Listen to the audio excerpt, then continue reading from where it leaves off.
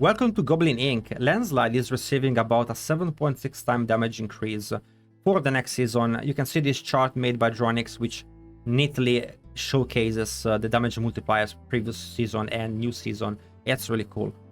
Before we talk about that though, a word from our sponsor. This video is sponsored by the Crimson Market, a trading website with actually decent solutions for trading in Diablo 4. For example, I can hover over this item in game, press Ctrl S, and I can list my item with their app to their website. If I do not know the price, I can say it's a bid and in how many hours, then I can list it.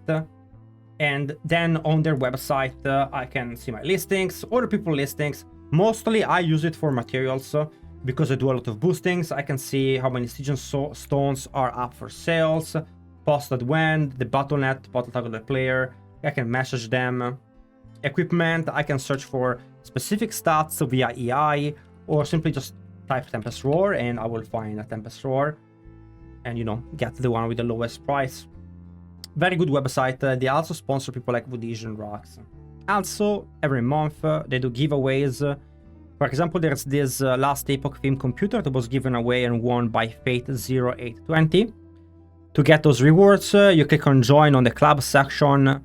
You scroll down and you're gonna find the golden ticket, which will give you 30 days free premium. For example, the next giveaway is in 4 days, so you can join for 4 days, 5 days, and then you can cancel it, and this way you've entered the giveaway for the computer for free. So the build has 7.6 time damage, but Dronix has done some calculation that, for example, he's calculating that Aftershock is a 1.26 damage increase. This is not correct, but it's not really possible to calculate it correctly. Because Aftershock, yes, it's this 13% damage, and it is 26% damage on two hand, right? But Landslide Earth Pillars each strike a second time and deal an additional bonus damage per hit. The more pillars that you hit on the target, the more damage Landslide does. So enemies like bosses with a bigger bodies take more damage, and because this season Landslide spawns more pillars, that bonus damage is being increased. So it is more likely that Landslide, it is at about like a 10 times damage increase this season. At a 7 times, like I said, 150, we are in the 150 plus range for Landslide this season. Only I think Boulder can compete with Landslide, and Landstorm, if it still works, depends on the bugs, could possibly be the same as well. All those three builds are in the contention for best build. Landslide, about a 40% chance of being the best one, and the other builds, I would say a 30% chance. So if you want to play safe, play Landslide. I have both leveling version and endgame version. The leveling version has some cool things so that you don't run out of resources. The vocalized empowerment gives you resource with your shouts on top of having energize and running maul as well. On top of that, of course, Poison Creeper is free to cast, which is going to be a huge source of your damage when you level this build. In terms of like the endgame build, I do not run the Cataclysm ring for now. For the Beast version, I have Ring of the Starless Sky, which can be replaced by Retaliation ring, by the way. The reason why we do not have Cataclysm is because, yes, I will introduce a Cataclysm version. By the time you see this video, I will have an experimental version. It is gonna be unsure whether I can upkeep Cataclysm 100% of the time. If I wanna play a Cataclysm version with infinite spirit generation, right? Because of the new Mjolnir ring, I want to be sure that it's always up and that my resources rely on that.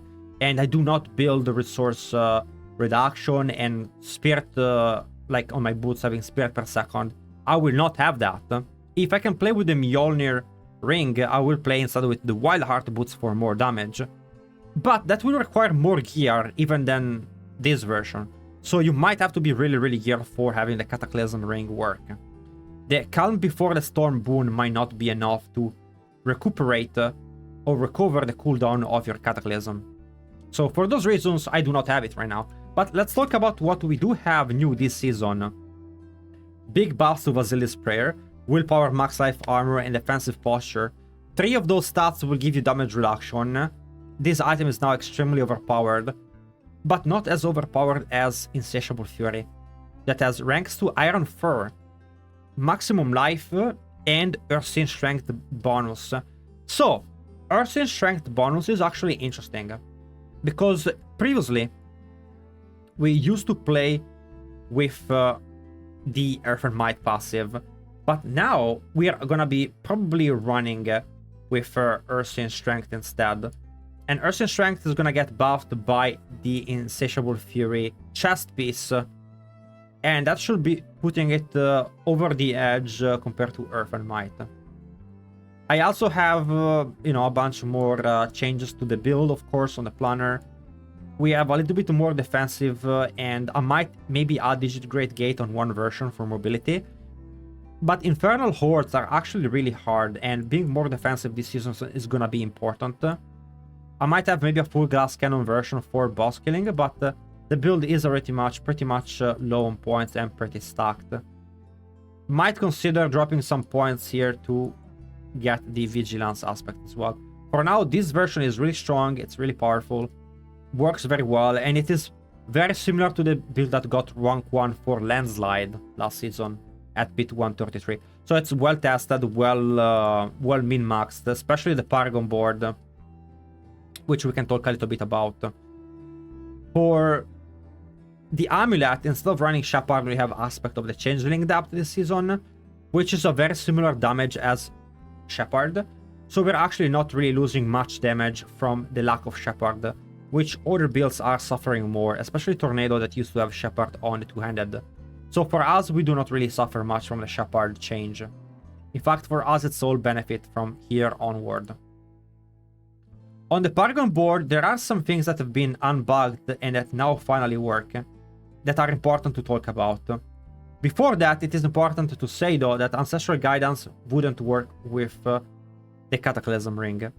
So by playing the Cataclysm Ring, you lose 50% from possibly Starless Sky or Retaliation, you lose 30% from Ancestral Guidance, and you lose Petrify, which ends up being more than 100% damage loss, by the way.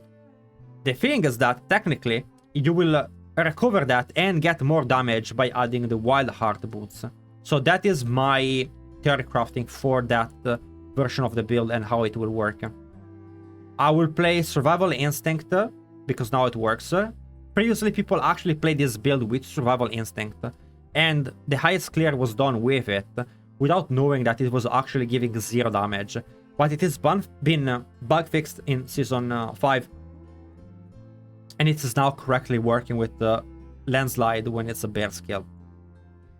In the future, I am expecting to maybe test running the Inner Beast board instead of Ancestral Guidance, and have cooldown reduction for the ultimate that way. And we'll see how that plays out. This is so far my theory crafting. Feel free to play this build. I would suggest first level up with this one and experiment with the Cataclysm build that I am building, and let me know if you can sustain the Cataclysm up and off. If you guys enjoyed the video and the theory crafting session with me, you can see me on Twitch. Have fun, guys. See you in game.